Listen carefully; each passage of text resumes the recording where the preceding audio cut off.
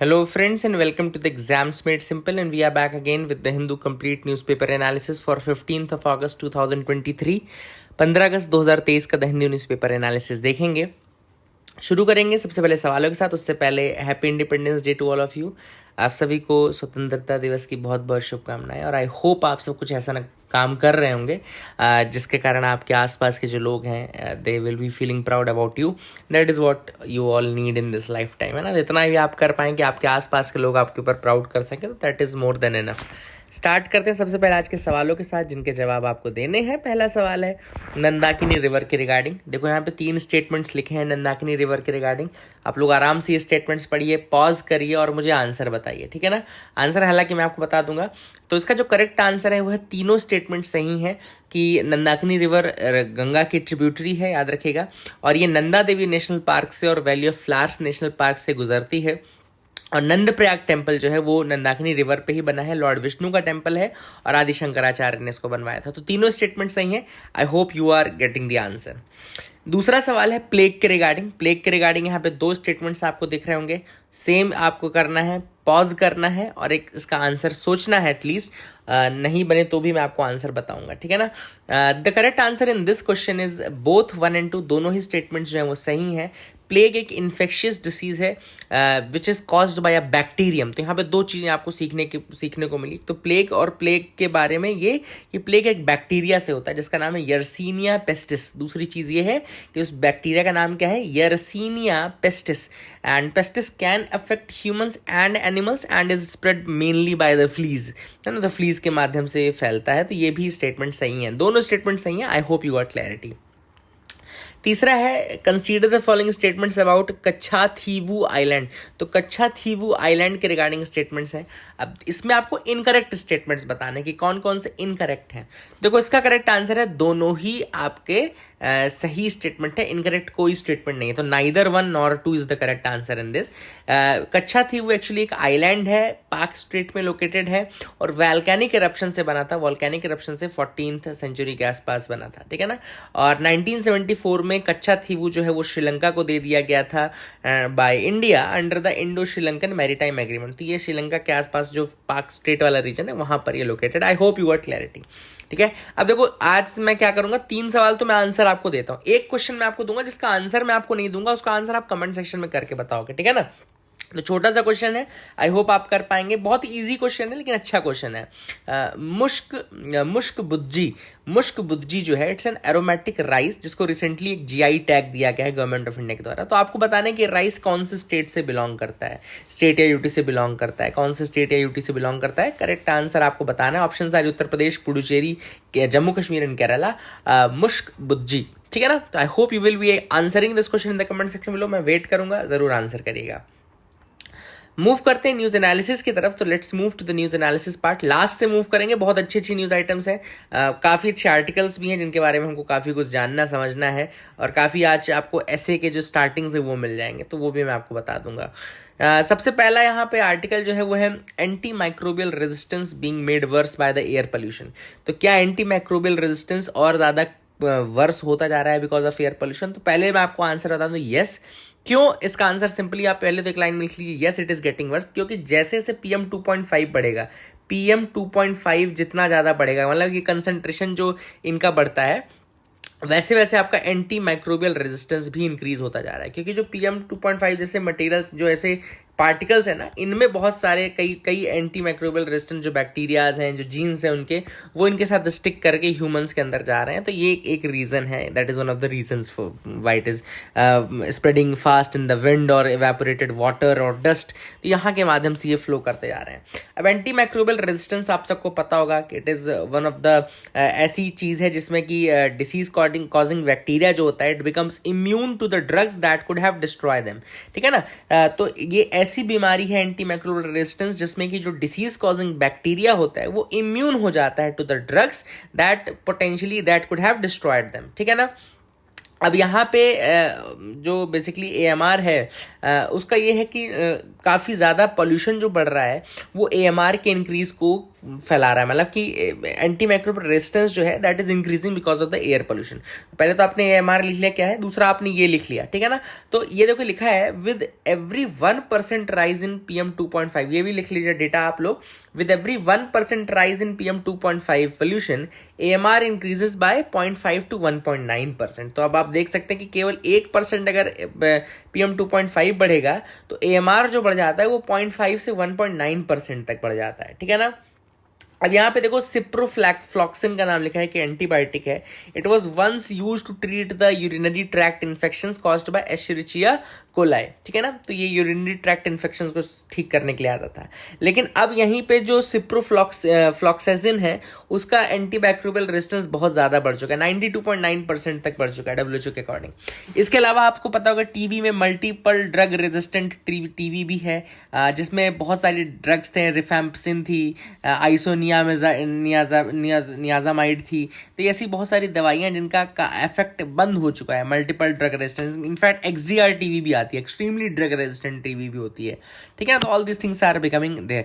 अब देखो इसका रीजन क्या है, ऑब्वियस सी बात है, एक तो बैक्टीरिया में जो इवोल्यूशन हो रहा है या म्यूटेशन हो रहा है। फर्स्ट थिंग, एक नॉर्मली जो प्रोसेस है म्यूटेशन और evolution in the bacteria, that's the first cause. दूसरा जो बहुत इंसेसेंट यूज ऑफ एंटीबायोटिक्स है, मतलब कि जो लोग अपने मर्जी से डॉक्टर बन जाते हैं।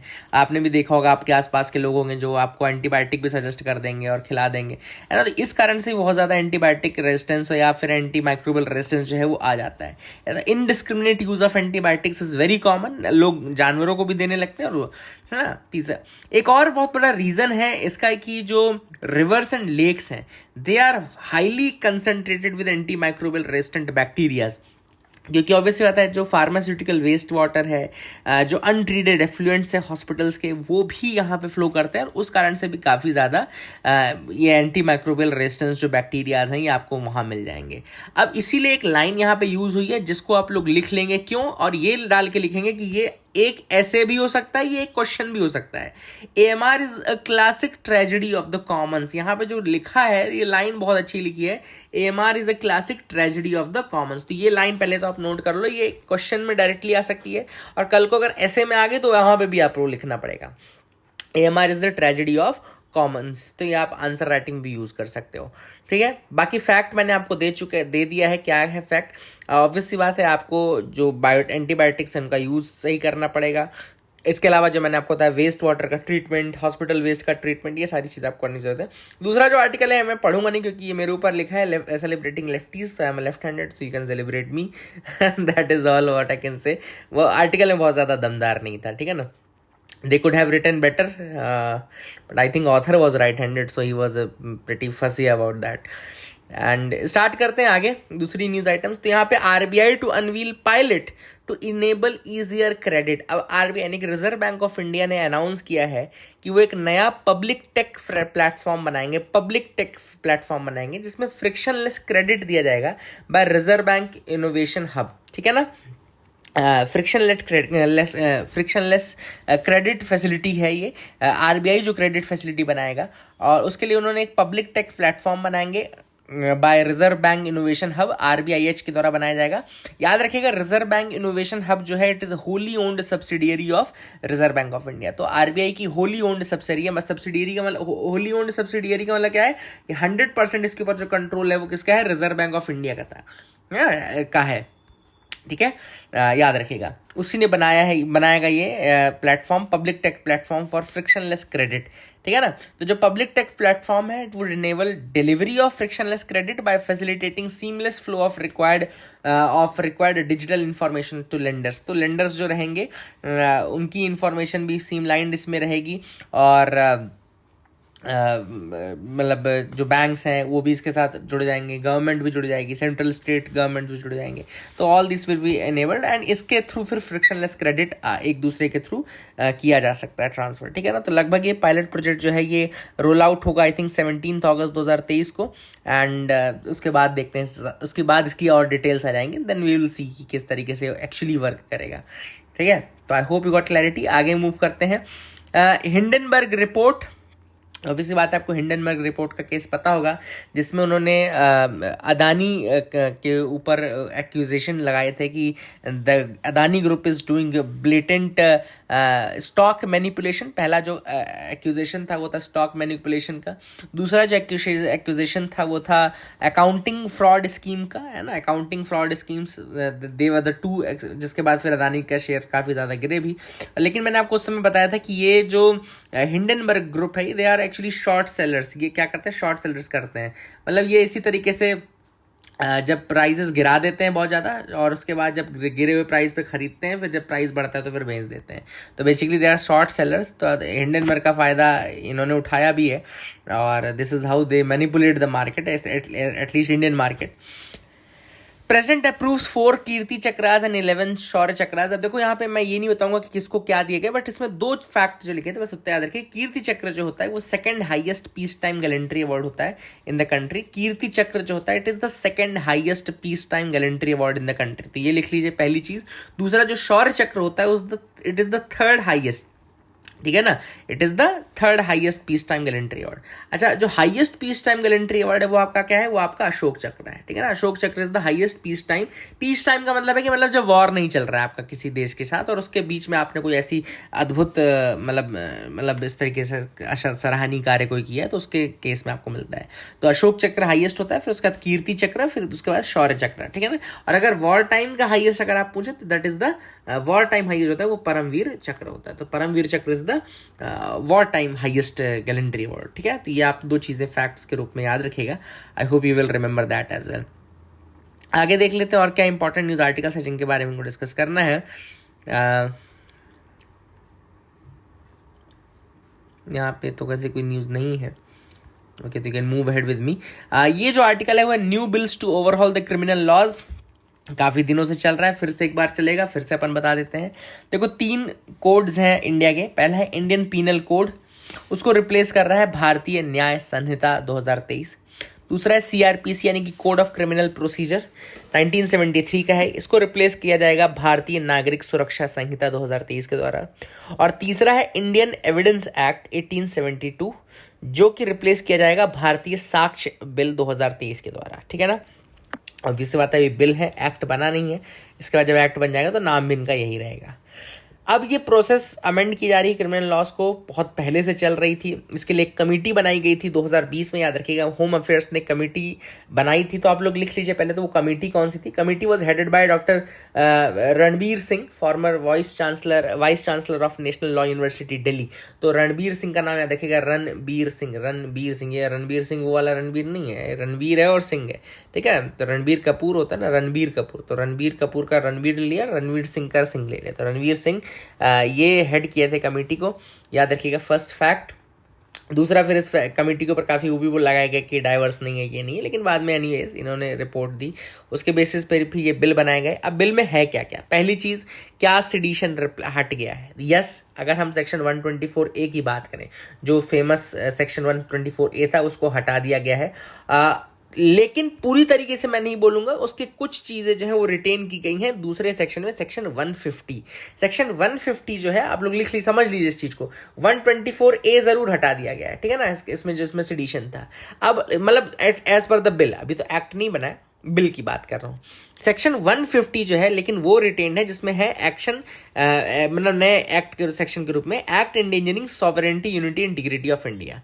तो यहाँ पे उन्होंने बकायदा लिखा है कि whoever purposely or knowingly by words either spoken or written or by signs or by visual representation or by electronic communication or by use of financial means or otherwise excite or attempt to excite secession or armed rebellion or subversive activities or encourages feeling of separatist activity, endangers sovereignty or integrity or unity of India, shall be punished with imprisonment for life with or with imprisonment which may exceed to 7 years and shall also be liable to be fined। तो यहाँ पे आप देख सकते हो कि 7 साल तक की सजा, लाइफ इम्प्रिजनमेंट, सारी चीजें दी गई हैं सेक्शन 150 को। हालांकि जो डिफरेंस रखा गया है वो ये रखा गया है कि यहाँ पे जो है separatist feelings, subversive activities, nation को रखा गया है। डिफरेंस ये है कि पहले जो सेडिशन था वहां पे जो टर्म यूज हुआ था वो था डिसअफेक्शन अगेंस्ट द गवर्नमेंट। जो टर्म यूज हुआ था पहले 124A में, जिस कारण से काफी बवाल भी होता था, वो था डिसअफेक्शन अगेंस्ट द गवर्नमेंट, है ना। तो वो टर्म यहाँ पे हटा दिया गया। तो ये एक बहुत बड़ा डिफरेंस है जो कि लाया गया। तो that is the first thing which you should remember. I hope you got clarity. इसके अलावा जो मिनिमम पनिशमेंट है, अल्टरनेटिव पनिशमेंट है, वो 7 साल की रखी गई है। लाइफ इम्प्रिजनमेंट के अल्टरनेटिव जो पनिशमेंट है वो भी थोड़ा बढ़ाई गई है, ठीक है ना। इसके अलावा दूसरा बिल है भारतीय न्याय संहिता बिल 2023, जिसमें जो आईपीसी को रिप्लेस करेगा। इसमें टोटल 22 चीजें रिपील की जाएंगी, 22 प्रोविजन, 175 में चेंजेस किए जाएंगे। लगभग 356 प्रोविजंस टोटल हैं इसके अंतर्गत, ठीक है ना। जो गैंग रेप है उसमें 20 साल की पनिशमेंट है, इम्प्रिजनमेंट और लाइफ इम्प्रिजनमेंट भी है। रेप ऑफ माइनर के केस में डेथ पेनल्टी तक इम्पोज की जा सकती है। इसके अलावा पहली बार जो कैपिटल पनिशमेंट है वो इंट्रोड्यूस की जा रही है मॉब लिंचिंग के लिए। इसके अलावा 7 years ऑफ इम्प्रिजनमेंट भी रखा गया है। लाइफ इम्प्रिजनमेंट का भी ऑप्शन रहेगा, अल्टरनेटिव पनिशमेंट जो है। इसके अलावा bill also criminalises sexual intercourse under the false pretext. पहले ये चीज इंक्लूडेड नहीं थी। फॉल्स प्रिटेक्स्ट में अगर आप सेक्सुअल इंटरकोर्स करते हो तो अब उसमें सजा है 10 साल तक की, डिसीटफुल तरीके से अगर आप सेक्स करते हो, ये बोल करके कि I will marry you and later on you just turn back. So 10 साल की इम्प्रिजनमेंट इसमें भी है ऑफेंस में, ठीक है ना। तो I hope you got clarity regarding that as well. इसके अलावा जो प्रोविजन है रिलेटेड टू एडल्ट्री के रिलेटेड जो प्रोविजन था सेक्शन 497 में, वो हटा दिया गया है। क्यों हटा दिया? क्योंकि आपको 2018 की रूलिंग थी सुप्रीम कोर्ट की, Joseph shine versus the union of India case, जहां पे सेक्शन 497 को मतलब जो क्रिमिनलाइज करता था एडल्ट्री को, उसको अनकॉन्स्टिट्यूशनल बता दिया गया था। तो उसके अकॉर्डिंग किया गया है। सेम सुप्रीम कोर्ट के आर्टिकल 377 में, जैसे ही नवतेज सिंह जौहर वर्सेस ऑफ इंडिया केस में जो सेम सेक्स इंटरकोर्स है उसको भी डीक्रिमिनलाइज कर दिया गया था, अननेचुरल सेक्सुअल उनके एक्ट के रूप में उसको भी हटाया गया। तो ऑब्वियस सी बात है, that is again I think. इसके अलावा भारतीय नागरिक सुरक्षा संहिता बिल रखा गया है जो कि रिप्लेस करेगा सीआरपीसी को। It proposes changes to nearly 160 provisions और कुछ नए 9 प्रोविजंस इंक्लूड भी करेगा। ये 533 सेक्शंस है टोटल ये भारतीय नागरिक सुरक्षा संहिता बिल में। इसके अलावा formal provision section 230 has been introduced to ensure that a copy of the FIR is made available to the accused and the victim free of cost and within 14 days from the date of production or appearance of the accused। तो यहाँ पे एक important section 230 भी जोड़ा गया जिसमें FIR की copy hand over की जाएगी accused को भी और victim को भी, है ना। and that will be within 14 days from the date of production or appearance of the accused। Other changes to expedite the procedure include the facility for an accused person to be examined through electronic means। अब जो accused person है उसको ये भी facility दी गई है कि वो इलेक्ट्रॉनिक तरीके से एग्जामाइन करवा सके खुद को, जैसे वीडियो कॉन्फ्रेंसिंग हो गई। And summary trials have been made mandatory for petty and less serious cases, है ना। And magisterial system has also been streamlined. तो ये काफ़ी चीज़ें हैं जो कि की जा रही हैं। इसके अलावा इंडियन एविडेंस एक्ट जो है उसको रिप्लेस किया जाएगा भारतीय साक्ष्य बिल के द्वारा। क्यों किया जा रहा है? क्योंकि उनका ये कहना था कि जो टेक्नोलॉजिकल एडवांसमेंट्स हुए हैं कंट्री में पिछले इतने सालों में, उनको इंक्लूड नहीं किया गया था अभी तक। तो अब इस नए एक्ट में टेक्नोलॉजिकल एडवांसमेंट्स और ऐसे डिजिटल रिकॉर्ड्स एविडेंसेस को भी इंक्लूड किया जाने की बात की जा रही है, ठीक है ना। तो these are will be added. जैसे यहाँ पे लिखा हुआ है मैकेनिकल प्रोसेस से जो कॉपीज मिलेगी, copies made from or compared with the original counterparts of the documents as against the parties who did not execute them. ये सारी चीज़ें भी इसमें इंक्लूड की जाएंगी। तो I hope you got clarity regarding this overall bill. जो चीज़ें थी मैंने आपको बता दी। अगला जो आर्टिकल हम डिस्कस करेंगे वो है democracy in India, a gift and a warning. अब ये जो आर्टिकल लिखा गया है ये शशि थरूर ने लिखा है, बहुत अच्छा आर्टिकल लिखा है। इसमें ऑथर ने सबसे पहले कहा कि अभी रिसेंटली हमारे प्राइम मिनिस्टर ने कहा कि India is the mother of all democracies. तो ऑथर ने सबसे पहले कहा कि देखो कई चीज़ें अगर आप देखें तो बहुत मतलब क्लैश करेंगी, क्योंकि ग्रीस बोलते हैं कि they are the mother of democracies. Obviously बात है, सबसे पहले जो डेमोक्रेसी का इंस्टेंस है वो ग्रीस में मिलता है। तो ऑथर ने कहा क्या प्राइम मिनिस्टर गलत है इस केस में? तो ऑथर ने कहा नहीं, ऐसा नहीं है, दोनों अपनी अपनी जगह पर सही है। ग्रीस अगर आप देखें टाइमलाइन के हिसाब से तो वहाँ पे बहुत ज़्यादा पहले से डेमोक्रेसी थी, लेकिन जो इंडिया का क्लेम है डेमोक्रेसी का वो ऋग्वेद में है ना। कई लोग कहते हैं कि ऋग्वेद में डेमोक्रेटिक फॉर्म ऑफ गवर्नमेंट के बारे में मेंशन है। अब यहाँ पे कुछ टर्म्स ऑथर ने यूज़ किए हैं, वो ज़रूर आप लिख लीजिए।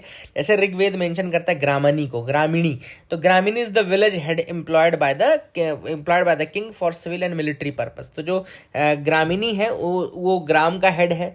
इसके अलावा अथर्ववेद जो है वो सभा के बारे में बोलता है, समिति के बारे में बोलता है, बभापति के बारे में बोलता है एंड सबकासद के बारे में बोलता है। तो आप लोग लिख लीजिए इसको, सभा, समिति, या आपको भभापति जो लिखा है ये आई थिंक सभापति होगा, मे बी सभापति कैन बी देयर, भभापति लिखा हुआ है, तो anyways you can remember that. And सबकासद, ये लाइन जरूर याद रखिएगा, ये टर्म जरूर याद रखिएगा, सबकासद।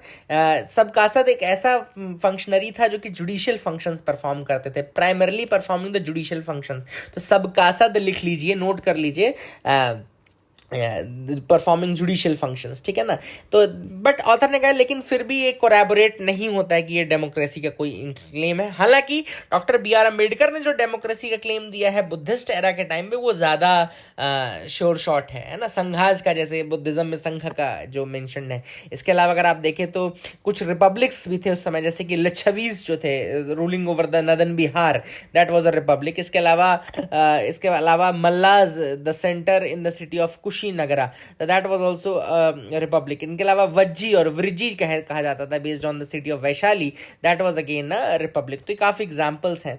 इसके अलावा ऑथर ने कहा कि अंबेडकर आल्सो रिफर्ड विनय पिटक। विनय पिटक आपको पता है 3 पिटक हैं, सुत्त पिटक, अभिधम्म पिटक एंड विनय पिटक, है ना। तो ऑल दीज आर देयर।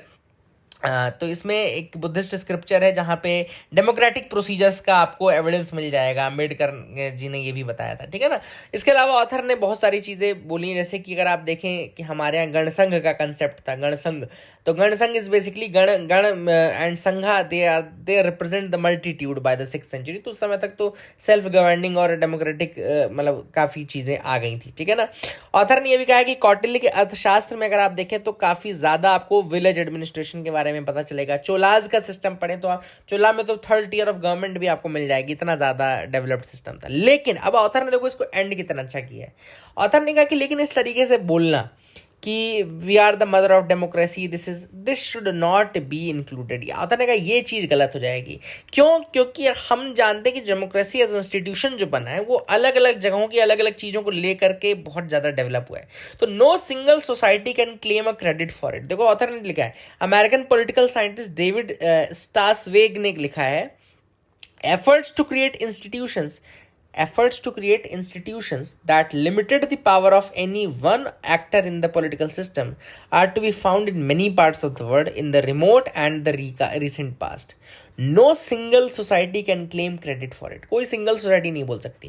तो instead of conceiving of democracy as something that was invented, it is better to think of it as one of the elemental forms of government common to all humanity. देखो ये line इतनी अच्छी है कि para आप पूरा याद कर लेना कि instead of conceiving democracy as something to be invented, ये बोलना कि यहाँ पे इन्वेंट हुआ, इंडिया में इन्वेंट हुआ या ग्रीस में इन्वेंट हुआ, this should not be done.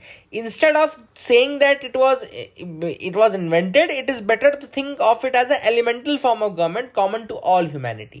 Elemental form of environment elemental form of government common to all humanity. ये लाइन याद रखेगा। दूसरा आर्टिकल जो लिखा है, India marvel that continues to endure, ये कमल हसन ने लिखा है।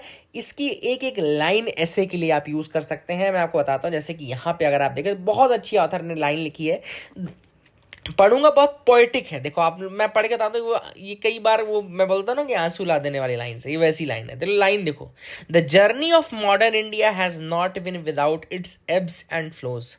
What the West considered our Achilles heel, that is our diversity, has proven to be India's greatest strength. ये लाइन नहीं अपने आप पे एक ऐसे का टॉपिक है कि what the West considered our Achilles heel, that is our democracy, that is our diversity, has proven to be India's greatest strength. Then South and West India became the manufacturing hubs of the country. The East its resource repository and the North its bread basket. ये India के बारे में देखो कितना अच्छा विवरण है। The founding fathers of our republic had the foresight to establish a constitutional scheme which harnessed the power of our diversity. Secularism, federalism, universal franchise, freedom of speech, and religion. It created a spirit of fairness and justice that accommodated our linguistic, regional, religious divides under the rule of law. Line है कि line बहुत अच्छी है. इसके अलावा आप देखो, consequently India engineered the green and the white revolutions. We reached the stars and split the atoms. We fought wars for moral reasons. Our constitution continues to endure. मतलब आप देख सकते हैं कि कमल हसन ने इतना पोलिटिकली लिखा है, it's just like a dialogues in a movie, है ना. इसके अलावा हर्डल्स टू ओवरकम देखो क्या क्या है, ऑथर ने बहुत अच्छे से समराइज किए. पहला तो कम्युनल मेजोरिटेरियनिज्म, है ना, कोई एक कम्युनिटी दूसरे को डोमिनेट ना करे. दूसरा कास्ट सिस्टम हो गया, इनइक्वालिटीज़ हो गया. इसके अलावा इंडिपेंडेंस, मतलब इक्वालिटी, जो इकोनॉमिक इक्वालिटी नहीं है ना, सोशल इकोनॉमिक इक्वालिटी नहीं है. Extreme poverty is another issue. Social marginalisation of the minorities is still persisting, है ना. आप ये सब इश्यूज भी लिख सकते हैं. नॉर्थ ईस्ट जो है वो, वहाँ पे भी अभी भी काफ़ी मतलब दूरी है लोगों के दिलों में. लोग अभी भी नहीं समझ रहे हैं. कई लोग अभी भी वहाँ पे गलत टर्म्स यूज़ करते हैं नॉर्थ ईस्ट के रिगार्डिंग, और वो जबकि बहुत ही इंपॉर्टेंट हिस्सा है. मेरे हिसाब से north east is the most important part of India, है ना. तो ये मैं लिटरली इसको इस पर दोबारा फोकस करना चाहूँगा, दोबारा एक चीज़ बोलना चाहूँगा कि north east is in my consideration it is the most important part of India that should be protected, preserved, and that should be very much celebrated. And I don't know कि whether it will reach the voice, but it is what I want. And इसके अलावा gender equality is another issue. इसके अलावा there should not be any attempt to homogenize the society. Indian society को homogenize करने की जरूरत नहीं है, क्योंकि यही इसकी वैल्यू है. Democracy and freedom requires a constant vigil. ये भी अपने आप पे एक ऐसे का टॉपिक है. Democracy and freedom, it requires complete constant vigil मतलब कि विजिलेंस आपको रखना पड़ता है, तभी ये होती है ना. अदरवाइज बहुत स्लाइटली आपकी नजर हटी, दुर्घटना घटी वाला काम है. यहाँ पे बता दूं, तमिलनाडु गवर्नमेंट ने फिर से कहा है कि भैया पानी छोड़ो कावेरी का कर्नाटका के लिए. अब मैं आपको बता दूं, कावेरी का पानी कर्नाटका को देने के लिए कहा गया था. ये order already Kaveri tribunal award जो था उसने दिया था. इसके अलावा इस अवार्ड को 2018 में सुप्रीम कोर्ट ने मॉडिफाई किया था, जिसमें उन्होंने क्वांटिटी मॉडिफाई की थी कि कितना पानी कौन कितना देगा. तमिलनाडु उसके अकॉर्डिंग पानी नहीं दे रहा है अभी. इसरो अब लॉन्च करेगा mission to study the sun, और ये मिशन का नाम रहेगा आदित्य L1 मिशन रहेगा. It will be the first space based Indian observatory to study the sun. Indian based observatory रहेगी ये टू स्टडी द सन. और ये बेसिकली इसरो ने ये कहा है कि स्पेस क्राफ्ट जो असेंबल किया जाएगा वो UR राव सैटेलाइट सेंटर जो कि बेंगलुरु में है उसके द्वारा किया गया.